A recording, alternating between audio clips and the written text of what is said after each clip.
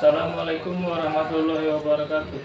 Perkenalkan, nama saya Wahyu Albiku dari kelas HP 2 NIM 2230 103255 dari Prodi Hukum Pidana Islam. Di sini saya melaksanakan tugas praktek mata kuliah praktek khutbah.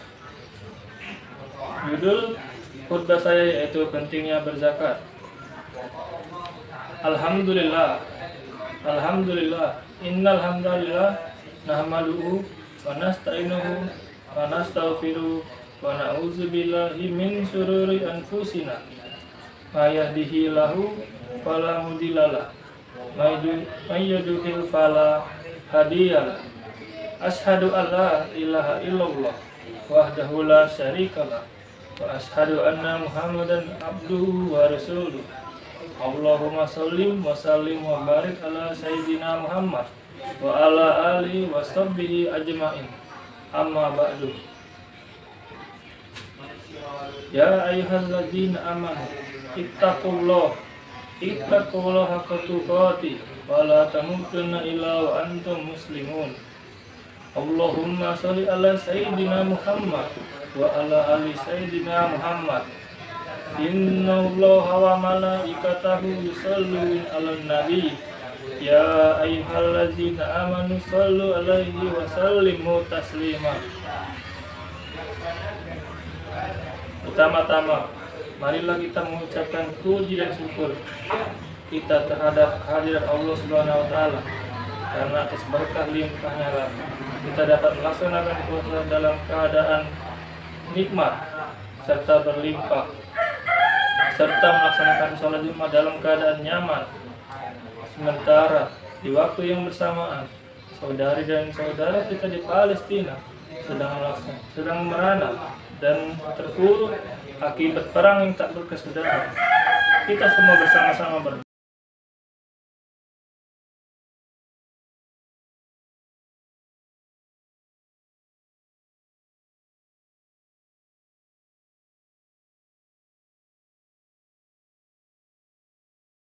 Yang kedua, sholawat serta salam kita anjungkan kepada pemimpin agung dan junjungan besar kita, Nabi Muhammad SAW, Rasul pilihan, kekasih Allah Subhanahu wa taala, yang menghasilkan rasa cinta kita kepada Allah Subhanahu wa taala.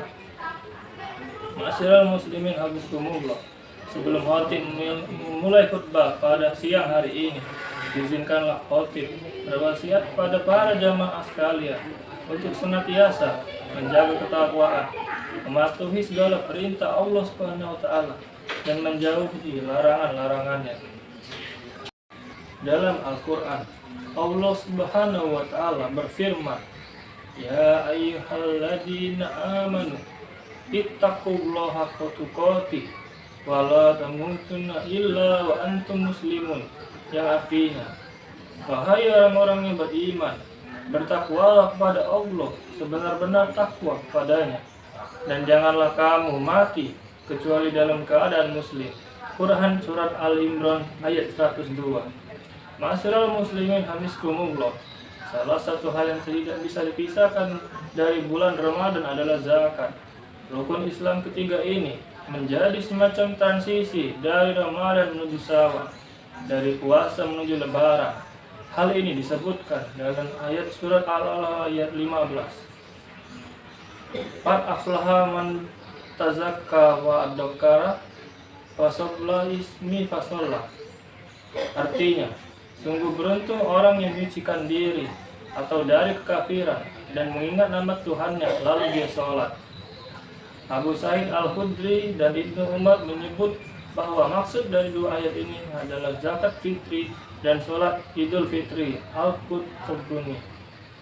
Dalam sebuah hadis riwayat Al-Bukhari disebutkan, Rasulullah Shallallahu Alaihi Wasallam mengajak para umat yang melakukan zakat fitrah, satu sah dari kurma atau satu sah dari gandum, bagi setiap hamba sahaya atau budak maupun merdeka, laki-laki maupun perempuan, kecil maupun besar.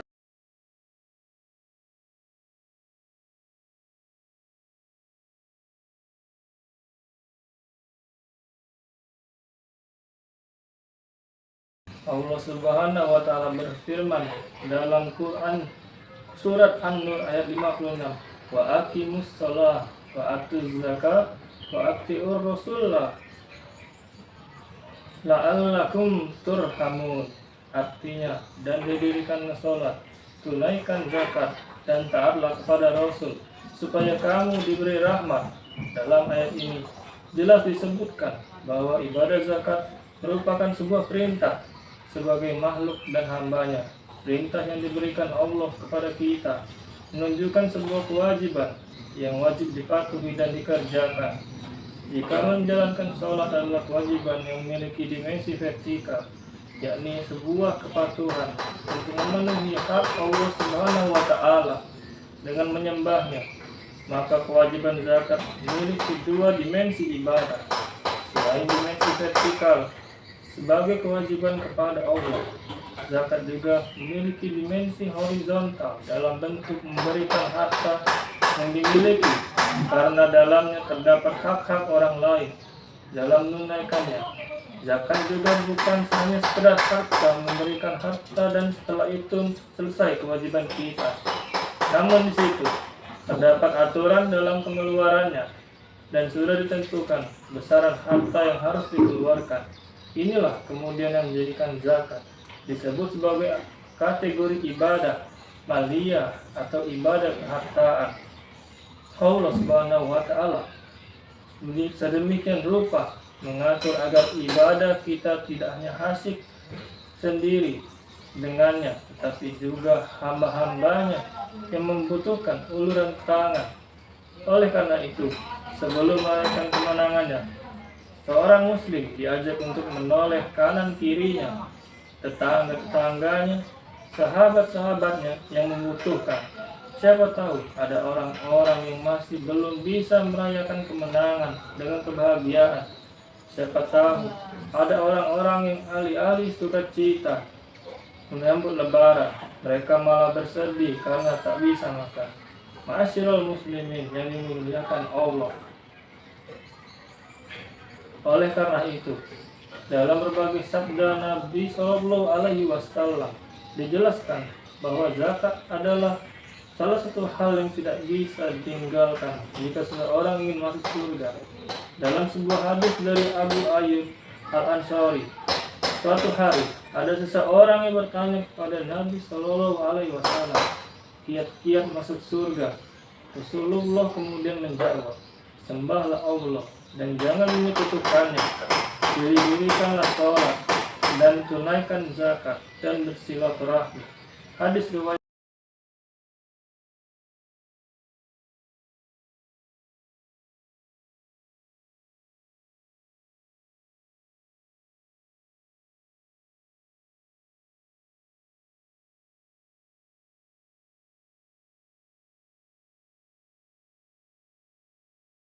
Ma'asyiral muslimin yang dimuliakan Allah. Selain sebuah kewajiban zakat, juga memiliki banyak hikmah dan keistimewaan. Para ulama mengumpulkan berbagai keistimewaan zakat. Syekh Wahbah Al-Zuhaili menjelaskan setidaknya ada 3 hal. Pertama, zakat mengatasi ketimpangan sosial. Kedua, zakat dapat membersihkan diri dari penyakit pikir. Ketiga, semakin besar rasa syukur kita kepada Allah Subhanahu wa taala. Selain itu, ada keistimewaan lain yang dijelaskan dalam Al-Akhlaq Al-Islamiyah wa Ususah, yaitu munculnya sifat dermawan dan suka memberi. Orang yang berzakat akan merasa bahwa ia bagian dari masyarakat tersebut, bukan pribadi yang hidup sendiri, sehingga ia juga akan merasakan apa yang dirasakan oleh masyarakat. Ketika masyarakat sedang gembira, ia ikut merasakan kegembiraannya. Ketika masyarakat sedang bersedih, ia ikut merasakan kesedihannya. Sehingga hal ini muncul rasa saling mencintai antar sesama. Nabi Muhammad SAW bersabda, orang-orang mukmin dalam hal saling mencintai, mengasihi dan menyayangi, bagaikan satu tubuh. Apabila ada salah satu anggota tubuh yang sakit, maka seluruh tubuhnya akan ikut terjaga, tak bisa tertidur dan panas, terus merasakan sakitnya. Hadis riwayat Muslim. Sidang Jumat yang dimuliakan Allah, keutamaan lain dari zakat adalah Allah akan menghilangkan semua keburukan kita.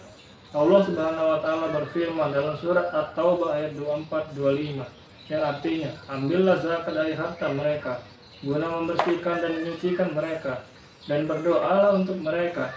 Sungguhnya doa itu menumbuhkan ketentraman jiwa bagi mereka. Allah Maha mendengar, Maha mengetahui. Dalam hadis riwayat Al-Tabrani juga disebutkan, orang yang menunaikan ibadah zakat hartanya, maka Allah akan menghapuskan keburukannya. Hadis riwayat Al-Tabrani. Masyaallah muslimin yang dimuliakan Allah, sebenarnya masih banyak sekali keutamaan zakat dalam berbagai kitab. Para ulama menjelaskannya dengan penuh panjang lebar.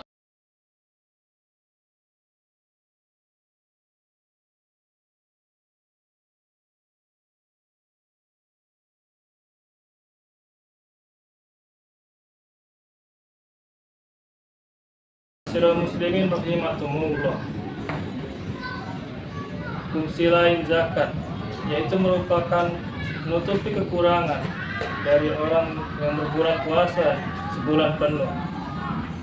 Mengeluarkan zakat juga merupakan perintah yang bersifat wajib ain perorangan bagi setiap muslim, sebagaimana wajibnya sholat bagi setiap individu.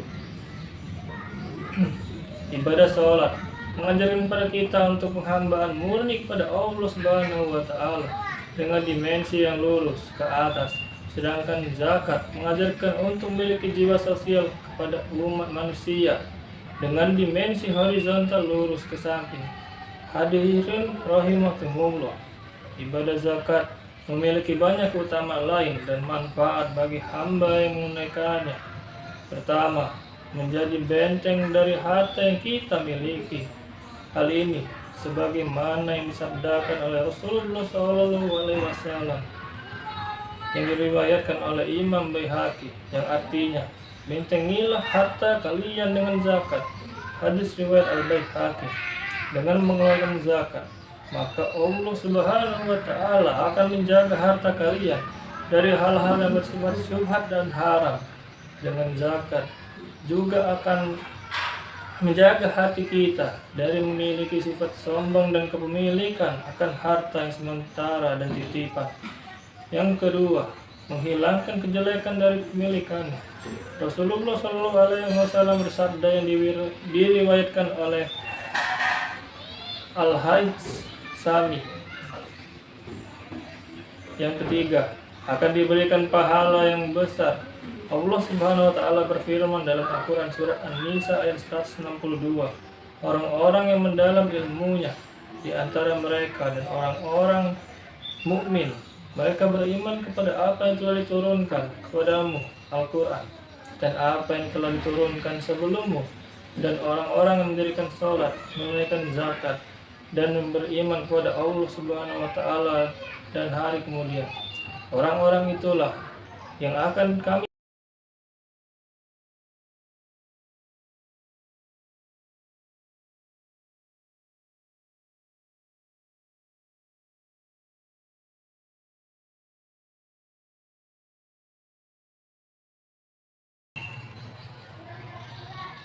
membayar zakat. Mereka takut pada suatu hari, yang di hari itu hati dan penglihatan menjadi goncang. Mereka mengajarkan demikian supaya Allah memberikan balasan kepada mereka dengan balasan yang lebih baik dari apa yang telah mereka kerjakan, dan supaya Allah menambah karunia-Nya kepada mereka. Dan Allah memberi rezeki siapa yang dikehendaki tanpa batas. Quran surat An-Nur ayat 37-38. Hadirin rahimakumullah. Kelima, ditutupi dengan doa dan dimasukkan ke dalam surga. Allah Subhanahu wa taala berfirman, sesungguhnya Allah telah mengambil perjanjian dari Bani Israel dan telah kami angkat di antara mereka pemimpin. Dan Allah berfirman, sesungguhnya aku serta kamu. Sesungguhnya jika kamu mendirikan sholat dan menunaikan zakat, serta beriman kepada Rasul-Rasulku, dan kamu bantu mereka dalam kamu pinjaman kepada Allah Subhanahu wa taala pinjaman yang baik, sesungguhnya aku akan menutupi dosa-dosamu, dan sesungguhnya kamu akan kumasukkan ke dalam surga yang mengalir air di dalamnya, sungai-sungai. Maka barang siapa yang kafir di antara sesudah itu, sesungguhnya ia telah tersesat dari jalan yang lurus. Quran surat Al-Maidah ayat 12. Barakallahu fi wal fil Qur'anil azim. Wa nafa'ni wa iyyakum binafihi minal ayati wa zikril hakim. Aqulu qouli hadza wastaghfiru innahu huwa ghafurur rahim. Allahumma sholli ala sayyidina Muhammad wa ala alihi sayyidina Muhammad kama sholaita ala sayyidina Ibrahim wa ala alihi sayyidina Ibrahim wa barik ala sayyidina Muhammad wa ala alihi sayyidina Muhammad kama barakta ala sayyidina Ibrahim wa ala alihi sayyidina Ibrahim fil alamin innaka Hamidum Majid. Allahumma fir lil muslimina wal muslimat wal mu'minina wal mu'minat al ahya'i minhum wal amwat innaka sami'un qaribun mujibud da'wat. Rabbana la tuhadis inna nasi'au wa akhtana Rabbana wa la tahmil alaina isran kama halamtahu la'allazi min qablina Rabbana wa la tuhammilna ma la taqala nabi wa'fu anna waghfir lana warhamna anta maulana fansurna ala qaumil kafirin. Rabbana atina fid dunya hasanah wa fil akhirati hasanah wa qina adzabannar.